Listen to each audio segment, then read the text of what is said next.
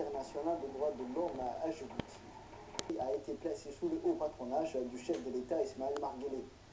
Le thème retenu pour la célébration de cette journée est la défense et le respect des droits de l'homme chaque jour de l'année, soit des droits sauvegardés et protégés. L'année est une journée des droits de l'homme où toute exaction est à bannir. Chaque personne, à tout moment ou à un instant d'une vie et partout dans le monde, l'heure de sa peau, sa race ou son importance, suivie par l'adoption d'autres textes dans la Charte africaine des droits de l'homme et des peuples veulent rendre le monde plus humain, soutenir les actions des Nations Unies afin de prévenir les guerres et les violences, mais le monde reste tel qu'il est plein de vicissitudes, de crises, d'abus et de guerres.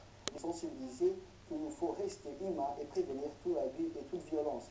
Cette journée est importante pour une prise de conscience de nos gestes et comportements au quotidien pour qu'on se remette en question et on en sensibilise les autres. Elle nous rappelle que les droits de l'homme sont essentiels pour la sauvegarde de la dignité et du respect de l'autre.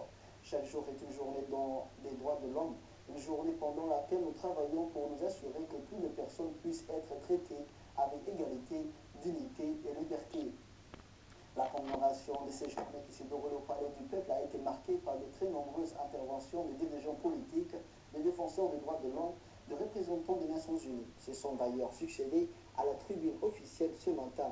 Le président de la Commission des droits de l'homme, Ali Mohamed Abdou, le représentant du Haut Commissariat des Nations Unies pour les droits de l'homme, Idriss Kana, la représentante du système des Nations Unies, Valérie Clef, le ministre de la Justice chargé des droits de l'homme, Ali Farah Souli, enfin le chef de l'État qui a conclu en beauté la série de discours en réclamant une vigilance de chaque instant pour la protection des droits humains à Djibouti et ailleurs.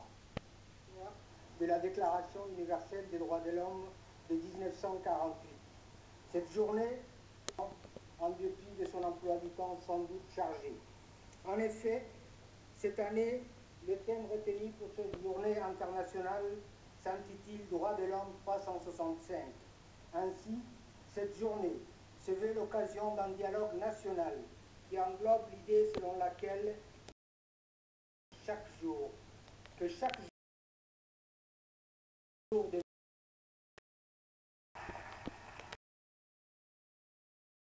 pour la promotion et la protection des droits de l'homme, sachant pertinemment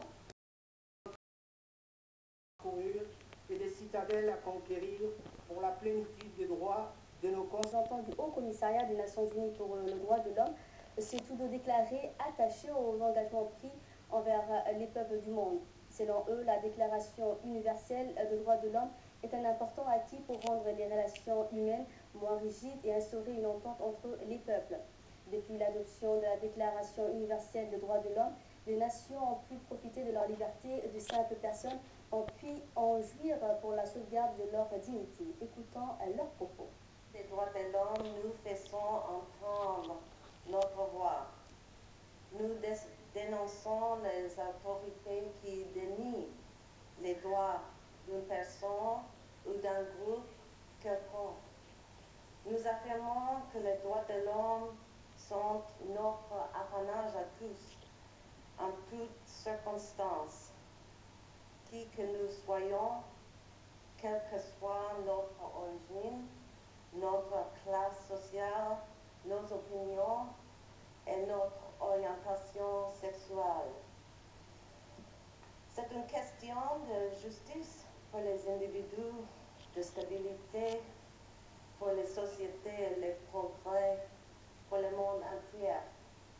L'Organisation des Nations Unies défend les droits de l'homme parce que c'est pour elle une mission qu'elle accomplit avec fierté et parce que quand les gens peuvent jouir de leurs droits, les économies prospèrent et les paix sont en paix.